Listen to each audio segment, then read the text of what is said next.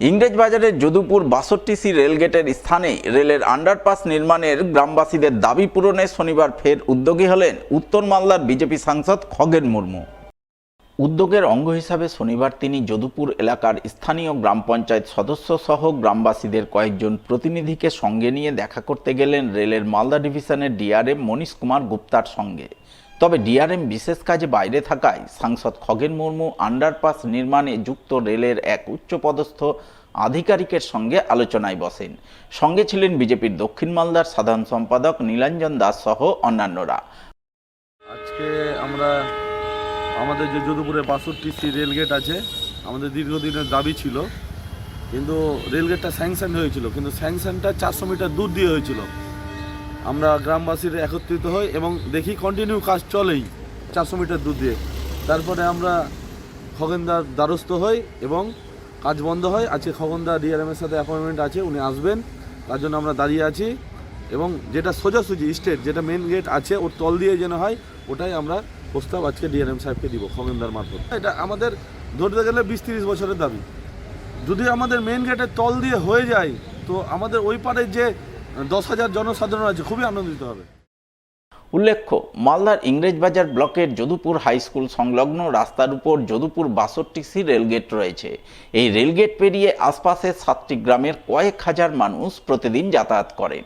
কিন্তু সম্প্রতি রেল প্রশাসন রেলগেট বন্ধ করে আন্ডারপাস নির্মাণের সিদ্ধান্ত নেয়।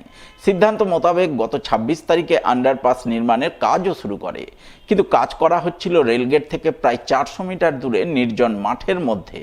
ওই এলাকায় আন্ডারপাস নির্মাণ হলে রাত বিরেতে ছাত্রছাত্রী সহ মহিলাদের যাতায়াত করা দুষ্কর হয়ে পড়বে, অনেকটাই ঘুরপথে যাতায়াত করতে হবে। তাই তারা রেলগেটের কাছেই রেলের আন্ডারপাস নির্মাণের দাবিতে কাজ বন্ধ করে বিক্ষোভ দেখান। সেই সঙ্গে তারা উত্তর মালদার বিজেপি সাংসদ খগেন মুর্মুর দ্বারস্থ হন।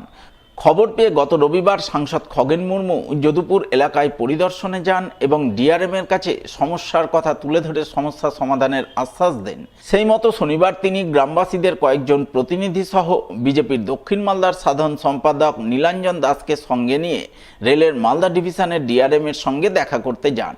ডিআরএম না থাকায় রেলের উচ্চপদস্থ আধিকারিকদের কাছে সমস্যার কথা তুলে ধরে দ্রুত সমস্যা সমাধানের দাবি জানান তিনি। আজকে আমরা এখন যদুপুরের যে ওখানে আন্ডারপাসের যে সমস্যা ওখানে দেখা দিয়েছে, আমরা সেখানে একবার গেছিলাম কয়েকদিন আগে। যাওয়ার পরে ঠিক হয়েছে যে ডিআরএম অফিসে যে রেল দপ্তরের যারা আধিকারিক, বিশেষ করে এর সঙ্গে যারা যুক্ত, যারা এই কাজের সঙ্গে সংশ্লিষ্ট, তাদের সঙ্গে আজকে বসা হবে। ডিআরএম সাহেব অন্য জায়গায় চলে গেছেন, তার কাজ আছে।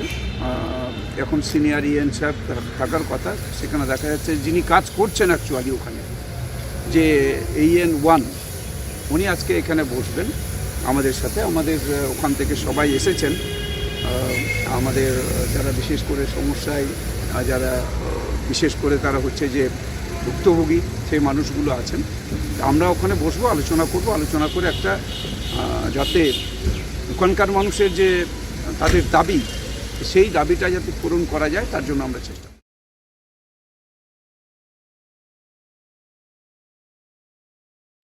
দিনের পর দিন রাস্তায় জমে থাকছে ড্রেনের নোংরা জল। সমস্যার কথা বারংবার স্থানীয় গ্রাম পঞ্চায়েত থেকে শুরু করে ব্লক প্রশাসনকে জানানো সত্ত্বেও হয়নি সমস্যার সমাধান। শনিবার এরই প্রতিবাদে জোরদার আন্দোলন করলেন মালদার হরিশ্চন্দ্রপুরের ভালুকা সদর এলাকার বাসিন্দারা। এদিন তারা রাস্তার উপর বাঁশের ব্যারিকেড বেঁধে রাস্তায় টায়ার জ্বালিয়ে রাস্তা আটকে বিক্ষোভ দেখান।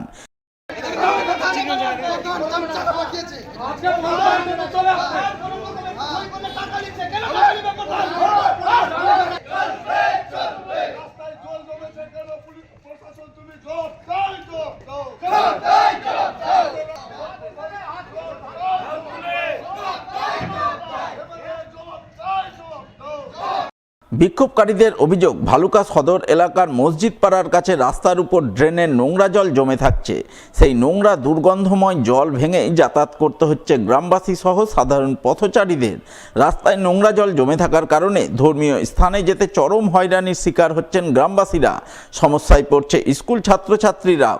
তারা দীর্ঘদিন ধরেই পঞ্চায়েতের স্থানীয় প্রতিনিধি থেকে শুরু করে পঞ্চায়েত অফিস, ব্লক অফিস সর্বত্রই সমস্যার কথা তুলে ধরেছেন।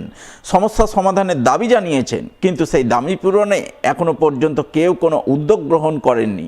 এরই প্রতিবাদে আজ তারা আন্দোলনে নেমেছেন, রাস্তা আটকে বিক্ষোভ দেখাচ্ছেন। এখানে আজকে আমরা পথ অবরোধ করেছি। এই অবরোধের কারণ হলো গত 1 বছর ধরে আমরা নোংরা জলে ভুগছি, আর সেই রাস্তার জলে অনেকগুলো প্রতীকগুলো যাচ্ছে, সেখানে অনেকগুলো দুর্ঘটনা ঘটছে, সেখানে টোটো অ্যাক্সিডেন্ট, বাইক অ্যাক্সিডেন্ট, সমস্ত ঘটনা ঘটে যাচ্ছে।